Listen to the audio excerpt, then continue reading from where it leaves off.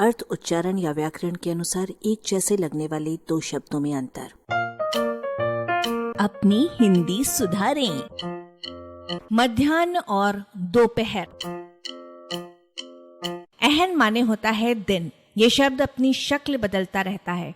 किसी शब्द के बाद जुड़ने पर ये अहन हो जाता है, जैसे मध्याह्न में, और किसी शब्द से पहले जुड़ने पर ये अहर हो जाता है, जैसे अहर्निश यानी दिन रात में।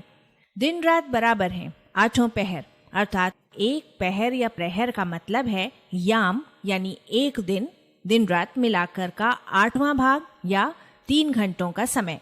दो पहर और दोपहर का व्यतिरेक देखिए।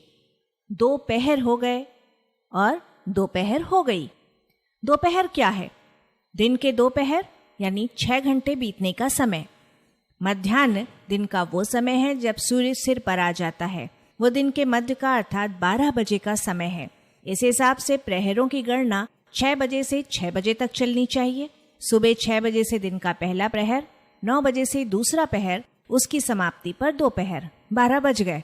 उसके बाद तीसरा पहर, शाम के 6 बजे से रात का पहला पहर, रात के 12 बजे अर्थात मध्य रात्रि, और मध्य रात्रि से रात का तीसरा पहर।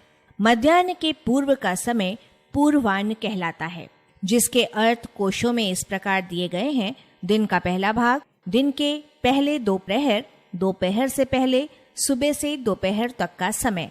अपराह्न दिन के दूसरे भाग, दोपहर के बाद के समय। मध्याह्न से दिन के समापक प्रहर तक, दिन के बाद वाले 2 प्रहरों के लिए प्रयुक्त होता है। नौकरी करने वाले जानते हैं कि पूर्वाह्न में नौकरी ज्वाइन करने पर उस दिन का वेतन मिलता है, अपराह्न में ज्वाइन करने पर नहीं मिलता। एक शब्द और देखिए, मध्याह्नोत्तर, जो दिन के तीसरे पहर के लिए रूढ़ है। आलेख भाषाविद डॉक्टर रमेश चंद्र मेहरोत्रा, वाचक स्वर संज्ञा टंडन। arparadio.com की प्रस्तुति।